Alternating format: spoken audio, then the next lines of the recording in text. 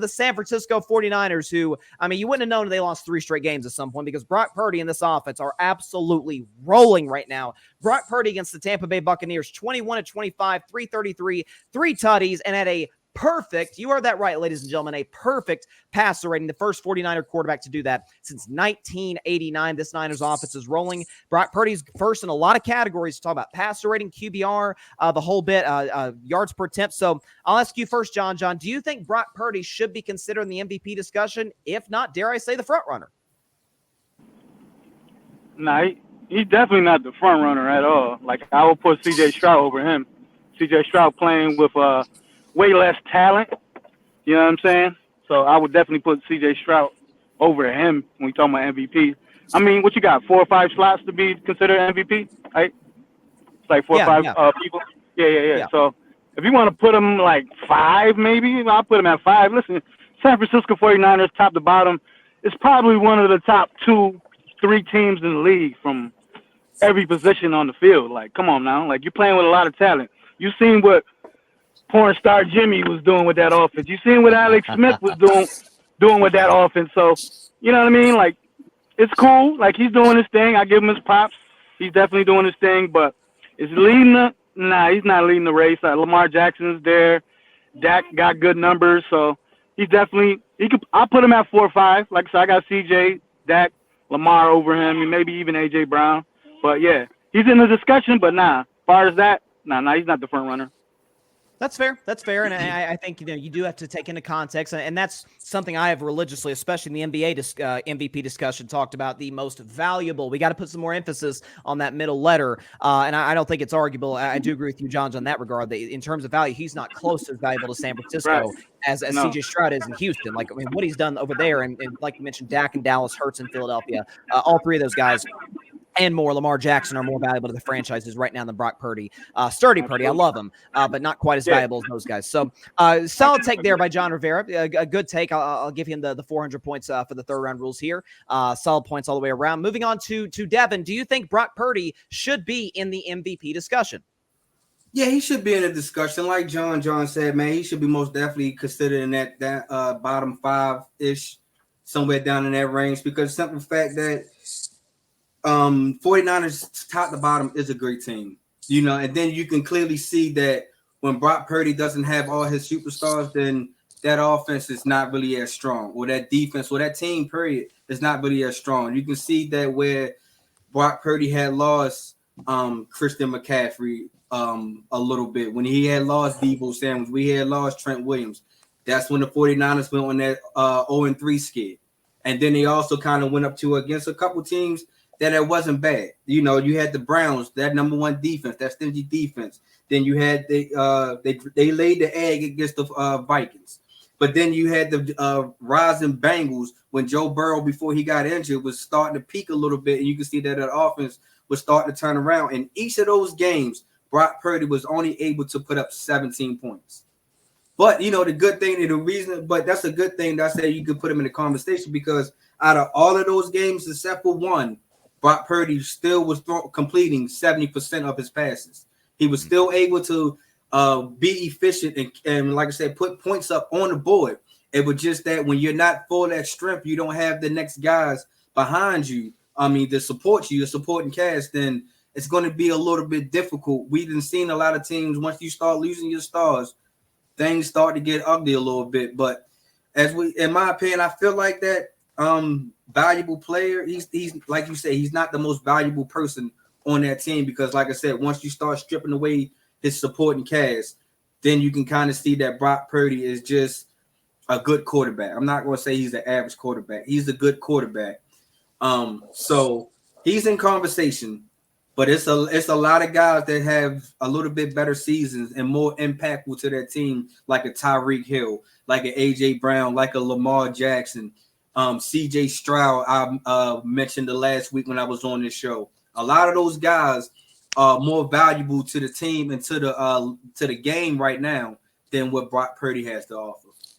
Yeah, no, listen, he's playing well, and that's one thing I've said in defense of Purdy. People, always say like, oh, he's got to have all the pieces around him. Well, my argument has always been when the pieces are around him, he's great, and when the pieces are around him, I think this team can compete for and win the Super Bowl. And that's more you could say about a lot of guys. We've seen guys in ideal situations, it just doesn't work out because maybe they don't have the tools, or maybe it's coaching, whatever the case may be. It feels like everything just is kind of in sync in San Francisco. So a good take by Devin. The only thing is, I feel like you're a little bit up and down. Like he's good, but he's the MVP discussion. I like him, but I also don't think he's a great quarterback. He might be the MVP discussion, but he's not as valuable as these guys. But good take all the way around by Devin. Finally, to you, Dylan. Does Brock Purdy deserve to be sturdy Purdy? Does sturdy Purdy deserve to be in the MVP discussion? So last week when I was on this show, I was talking about how Brock Purdy is a weak link on the 49ers. And quite frankly, my opinion hasn't changed on him. Looking at his stats, I'll give it to him. He has a high touchdown to interception ratio. Sure, his QBR is up there, but he's only thrown 275 passes. His passing yards wouldn't even be really top 5 in passing yards. And, honestly, I would give McCaffrey way more of a credit for how well that offense is going than Brock Purdy. We're talking about scrimmage yards. He's getting close to 1,400 scrimmage yards on the year at 14 total touchdowns. I think if McCaffrey gets to 20 total touchdowns on the year, I think he deserves way more of a MVP push than Brock Purdy. But, I understand that the quarterback, it should be called the QVP, the quarterback valuable player, because that's what this award has been for a long time. But I'm going to keep banging on the table. I think Tua deserves way more credit for what the Dolphins are doing than what Brock Purdy's doing with the Niners. Of course, you got Dak. Of course, Jalen Hurts, you can't deny that he has he's the leader of that team, so he should have some kind of credit too. But Purdy, he just doesn't have the stats. And I mean, granted, the Niners are always blowing out teams, so Purdy doesn't have to throw the ball often. But if we're going to be looking at a dude that maybe doesn't even throw 500 passes and he has a chance to win MVP, I think the MVP award should get scrapped, quite honestly. That's really interesting. I will say, and I always say this anytime, and obviously you mentioned guys like Tyreek, and I've heard even Myles Garrett pose like is Myles Garrett's had a fantastic year for the Cleveland Browns, A.J. Brown. Like the thing I've always defended with the MVP about people saying, oh, it's a quarterback award. That outside, again, Cleveland is really the only organization you could say that, or not say this about, given how great Garrett has been. The quarterback position is infinitely more valuable than whatever second place is, left tackle, wide receiver.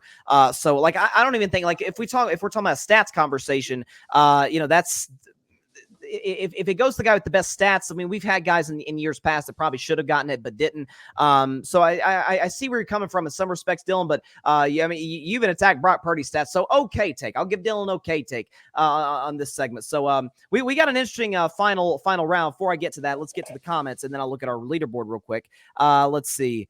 AJ says, love Poverty Barry Grant Jr.'s shirt, and Barry Grant Jr. says Barry Grant Jr. is not on the show, sir.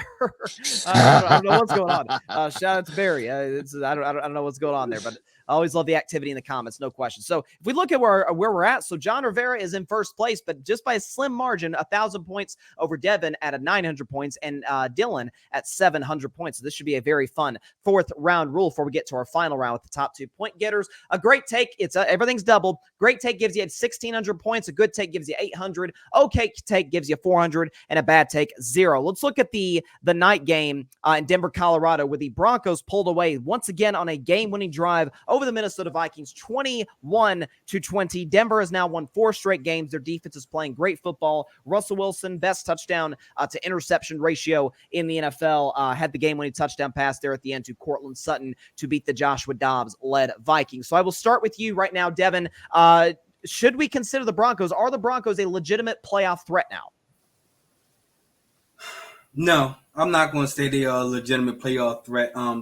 Most definitely Denver is they turned that corner, because I done gave up on Denver a while ago, back when they was having that fire sale. Remember, I was the one that said that I didn't believe in Sean Payton because he's a coach that quit on the Saints when things wasn't going right his way. And I didn't like the way that he was starting off between the relationship between him and Russell Wilson, calling out your quarterback the way he did. But it seems like his message is finally getting through to his team. So I have to give Sean Payton his props to the Denver Broncos on that one.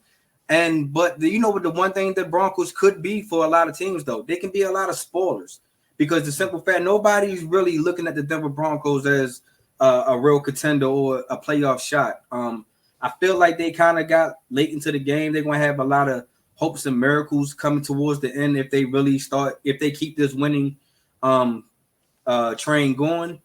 But I really feel like they started off too late, and I just think that they'll be more spoilers than they're actually going to make the playoffs. That's fair. I mean, I don't think anybody considers them on the level of it. Yeah, I know they lost last night, but the Kansas City Chiefs or Miami, Jacksonville, Baltimore as well. So like that's a fair conversation to have. And again, you mentioned Denver's schedule. I'll tell you, if you're going to make a case the Broncos aren't going to make the playoffs, you're probably going to look at the next 4 games, because they got to play the Browns, Texans, Chargers, and then they got to go to Detroit on December 17th. So, and then they finish with Patriots and Chargers and Raiders, which they should win at least 2 out of 3 right there. So, but this next stretch of games, but in Denver's defense, you could say, hey, timeout. We beat Kansas City. We beat a red-hot Minnesota team. So there are some fair points. So solid takes there by Devin. I can get his point total in right here real quick. Devin, I'm going to give you a good take here. 1,700 points. Devin Nettles right now in the lead. Solid take by you, Devin. Move on to you now, Dylan. Do you think we should consider the Broncos a legitimate playoff team at this point? I think they have a chance, but I wouldn't consider them legitimate yet. I need to see how they play the next few weeks. The playoff race in the AFC is so tight right now that if the Broncos lose 1, maybe 2 of the next 3 games, I don't think they have a chance of making the playoffs at all, honestly. And especially with how slow of a start they had, it's very hard to come back. Granted, they're already on a winning streak.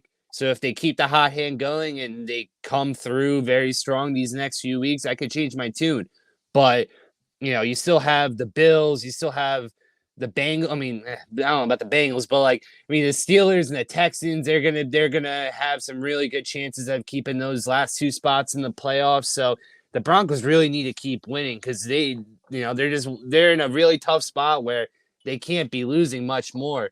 And considering their division record is a losing record too, if they come down to a tiebreaker with a fellow division rival, I don't know. It's going to be tough, because the Chargers aren't even out of playoff contention yet. They may have a chance technically if they somehow turn around. So I just think, just by the pure amount of teams that are in the race right now, I just don't see the Broncos just continuing this hot streak. You make some great points, and you mentioned the Chargers for a second. This is totally off topic, but I was just thinking about the AFC West. Is it not mind-blowing that a team quarterbacked by Justin Herbert is last place in the division? That just goes to show you how far coaching can make a difference there, but that's another discussion for another 8 o'clock. Yeah, we got to have a discussion about that one soon. Woo! Yikes. We may be having that next week. Who knows? It's bad days in LA right now with the Chargers. But no, you make some great points with the Broncos that, listen, maybe we do need to see a little bit more. There is a reason that this team did start 1-5, but maybe they are turning the corner to a certain degree. But I think your great takes overwhelmingly won out. So I'll actually give Dylan a great take here. Now Dylan is in first place here. So this could come down to John Rivera. John, the pressure is on you, my man, the defending champion on the 8 o'clock spot. Do you think the Denver Broncos, we should consider them a legitimate playoff threat? See, the word legitimate is just, legitimate. No. Can they make the playoffs? Yeah. I think they definitely can make the playoffs, because you got to think, they're coming off a year off of a disappointment. They always had the talent there. They got a receiver. They got the running back. All they kind of figure, it's the coach. Sean Payton came, ruffled some feathers, changed things. That's what's going to happen with a new coach. You know what I mean? But he came in there. He had to sit down with Russ, get Russ to believe, and now they're hitting that stride. You know what I mean? Since they lost to the Jets, they beat, Kansas City in a tough game. You know what I mean? That's a division rival game. Buffalo, you know what I mean? And they beat Minnesota, like you said, in a close game. So can they make the playoffs? Yes. Legitimate is a big word, but they definitely can make the playoffs. Like I said, I think right now they're playing with house money. They saw all the bulletin boards. They was laughing, and Sean Payton is making stuff about old coaches, and they suck, and we about to trade everybody. This was all about 4 weeks ago, where they was having a fire sale and letting go of some veterans. Like, everybody that was non-believers of the team at that time got out of Dodge. And now they turning that corner, man. And like I said, they hitting that stride, man. Mid-season, who knows, man? They definitely can make some noise. That division, Chargers, you don't know what team they're going to get. You're going to face. They can beat the Raiders. They can beat the Raiders. They already got one up on Kansas City. So they definitely can make the playoffs. You know what I mean? Like I said, Buffalo, You don't know what Buffalo. Buffalo's not a great season this year. Cincinnati's they out of there. You could take Cincinnati out of that. Does Houston fizzle out at the end? So they definitely got a shot. You know what I mean, to make the playoffs, and like he said earlier too, they definitely got a chance to spoil some people's too. You know what I mean, about making the playoffs. So if they're spoiling people, that means they're still in contention of making the playoffs as well. So, you know what I mean? Do I see them making the playoffs? No. So you say legitimate? No. But can they make the playoffs? Yes. You know, it's crazy. I'm looking at the playoff standings right now, and the 6-seed Texans and the 12-seed Raiders right now in the win column are all separated by one game. So you got Houston, Pittsburgh, Buffalo, Indy, Denver, Cincinnati, and Vegas. Then you got the Chargers right behind them. So it is a very it's gonna be a crazy, next couple of months to decide these last couple of playoff spots. Cleveland, they'd have to really collapse down the end of the season, which, listen, it's Cleveland. I don't put anything past that sports city. It wouldn't shock me at all if they blow it at the end. I mean, what are we talking about here? But I'm glad you bring up though Sean Payton, John, because listen, he did catch a lot of flack, like, oh, he's taking shots at the coaching staff. Was he right? How well is Russell Wilson playing right now? He's having the best season since he left Seattle. So for that, John, I'm going to give you a good take, which means that you and Dylan Lima are going to advance to the final round. And Devin Nettles, you called yourself Mr. Runner-Up, and I'm sorry, buddy. It's even make the final round this time, man. So how are you feeling? Not good at all. Not good at all, because I also made some Sean Payton references too. You could have threw me 100 points for that. But never a hater. The next time I will be runner-up. Mr. Runner-Up will be back. Gotcha. Shout out to Devin and the At the Bank podcast and the My Thoughts, My Opinion podcast.